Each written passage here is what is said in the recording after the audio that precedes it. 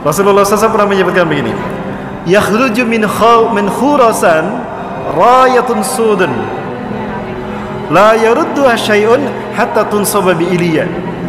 Akan muncul dari bumi Khurasan pasukan pembawa panji hitam. Tidak ada satupun kekuatan di muka bumi yang bisa mengalahkannya, sampai mereka akan mengibarkan panji hitam itu di bumi Iliya, Al-Quds, Al-Aqsa. Khurasan itu adalah perbatasan antara Afghanistan dengan Iran, dan itu menunjukkan kepada Afghanistan.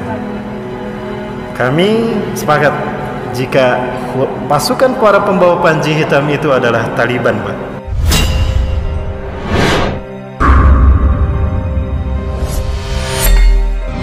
Rasulullah SAW pernah menyebutkan begini, yakhruju min Khurasan rayatun sudun la yarudduha syai'un hatta tunsaba bi Iliya.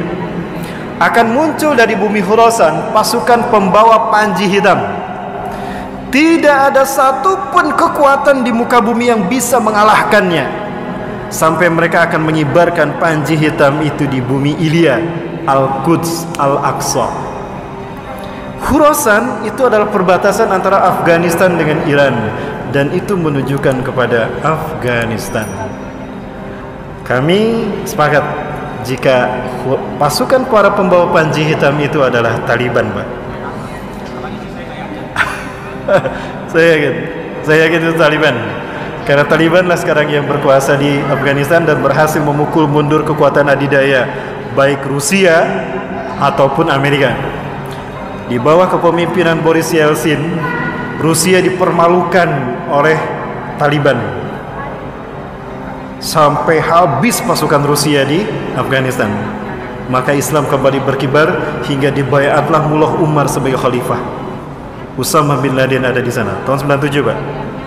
Kemudian Amerika mencoba menguji keberuntungannya. Sama, banyak yang stres dari tentara Amerika di Afghanistan, Pak, karena mereka melawan musuh yang tidak terlihat. Banyak pasukan berjubah putih yang muncul begitu saja dari langit. Mereka tidak tahu siapa. Sementara pasukan mujahidin tidak menyaksikannya, tapi pasukan Amerika menyaksikannya. Dan banyak bom-bom yang meledak, tapi tidak diledakkan oleh kaum muslimin. Ketika perang dihentikan karena azan, tapi terdengar suara ledakan di mana-mana. Ternyata malaikat ikut berperang. Itulah Taliban. Kenapa disebut Taliban? Taliban itu artinya santri, Pak. Dan kenapa mereka dipercaya? Karena mereka menciptakan keamanan di wilayah Afghanistan pasca rejim Hamid Karzai tumbang. Hari ini Taliban menguasai Afghanistan dan menyatakan bukan lagi Afghanistan, tapi International of Islamic Emirate Afghanistan, IIA. Ya, itu nama Afghanistan hari ini. Saya yakin Taliban itulah pasukan panji hitam. Nah, itu pasukan yang pertama dari 3 pasukan yang akan memimpin pembebasan dunia. Pasukan yang kedua adalah Ahlu Syam. Syam adalah Palestina dan Suriah. Nanti kita bahas pada maghrib. Dan pasukan yang ketiga adalah Taifah Mansurah. Apa itu Taifah? Qit'atun minal muslimin, sekelompok kecil dari umat Islam. Mansurah, ditolong Allah, karena mereka lahir dari negara yang dizolimi oleh penguasanya, dan mereka hanya kecil saja. Bisa jadi itu Indonesia. Dan saya tidak mengatakan merah putih yang disebutkan Rasulullah Indonesia. Rasulullah memang tidak pernah menyebutkan Indonesia, tapi demi Allah, Rasulullah dalam Sahih Muslim menyebutkan merah dan putih. Saya tanyakan kepada ulama-ulama Palestina langsung di Masjidil Aqsa, Pak. Nanti kan jawabannya. Dan kita lihat Agustusan di Palestina, di Gaza, mereka mengibarkan bendera kita dan mereka mengumandangkan lagu Indonesia Raya. Di saat mengibarkan bendera merah putih, bendera mereka belum mereka kibarkan. Kenapa mereka tidak mengibarkan bendera mereka lebih dahulu? Mereka mengatakan, bendera kami masih dijajah, rakyat negara kami masih dijajah, maka kami kibarkan dulu bendera kalian sebagai isyarat jika kalian merdeka memimpin dunia. Di saat itulah Palestina merdeka untuk selamanya. Allahu Akbar. Ya, kebangkitan Turki ini akan menjadi pembuka bagi pembebasan wilayah-wilayah yang ada di seluruh dunia, terutama Jazirah Arab. Ketika Imam Mahdi dibayat, Bapak Ibu ingat Imam Mahdi akan dibayat ketika ibadah haji hanya sedikit dilaksanakan.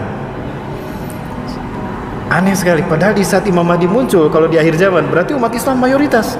Tapi kenapa hanya sedikit mereka yang beribadah haji dan umrah? Nah, bisa jadi karena pandemi. Sedikit kan yang beribadah haji. Kemudian Imam Mahdi akan dibayat setelah matinya seorang raja, lalu diikuti oleh pertarungan 3 putra mahkotanya berebut kekuasaan. Baik, saya sebutkan beberapa 2 hadisnya. Yang pertama, yaqtatilu salasatun 'inda kanzikum, akan berperang 3 orang laki-laki di sisi Ka'bah kalian. Kulum ibnu khalifatin, 3-tiganya putra mahkota, anak raja. Tsumma la yasiru ila wahidin minhum, tetapi salah satu dari mereka tidak berhasil menjadi raja. Karena yang menjadi raja adalah Imam Mahdi. Kalau kita mendengar raja Arab meninggal, lalu terjadi perang antara 3 anaknya, saya tidak tahu. Perkiraan saya apakah antara Muhammad bin Salman, Muhammad bin Nayef dan Khalid bin Farhan, atau antara Muhammad bin Salman, Muhammad bin Nayef dan Al-Walid bin Talal. 3 orang ini adalah putra mahkota, dan Raja Salman sudah diberitakan sakit-sakitan, ada isu meninggal dunia. Apakah ini isyarat Imam Mahdi akan segera dibayat di musim haji? Wallahu a'lam bishawab. Yang saya tahu, beliau dibayat pasca ibadah haji, dan hanya sedikit yang berbayat. Dan ketika beliau berbayat, apa yang akan terjadi? Rasulullah menyatakan perang akan terjadi, karena akan ada pasukan yang memerangi Imam Mahdi. Di satu kali Imam Mahdi menyelamatkan diri. Dan perang pertama bukan melawan Cina, bukan melawan Amerika, bukan melawan Israel, tapi perang melawan Jazirah Arab. Innakum satagzuna jaziratal Arab wa yaftahuha Allah. Sungguh kalian akan memerangi Jazirah Arab, dan Allah akan memenangkannya untuk kalian. Summa tagzunal Faras wa yaftahuha Allah. Lalu kalian akan memerangi Persia, dan Allah akan memenangkannya untuk kalian. Summa tagzunar Rum wa yaftahuha Allah. Lalu kalian akan memerangi Rum, Eropa, dan Allah akan memenangkannya untuk kalian. Summa tagzunad Dajjal wa yaftahuha Allah. Lalu kalian akan memerangi Dajjal, dan Allah akan memenangkannya untuk kalian.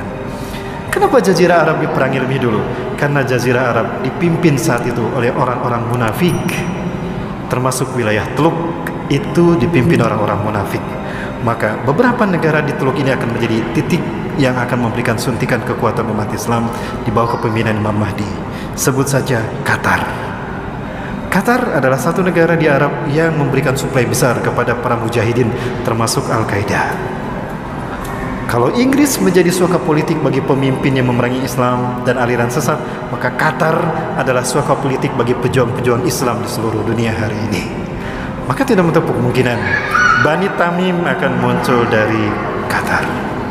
Pemuda Bani Tamim akan muncul dari Qatar. Itu sempat ada pembahasan seperti itu kan.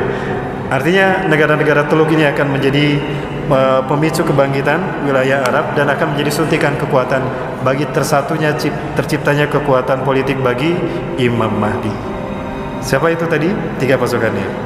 Ashabul Ratisud, kemungkinan Taliban, Ahlus Syam, Palestina dan Suriah, Taifah Mansurah, Asia Tenggara. Dan itu dipimpin Indonesia.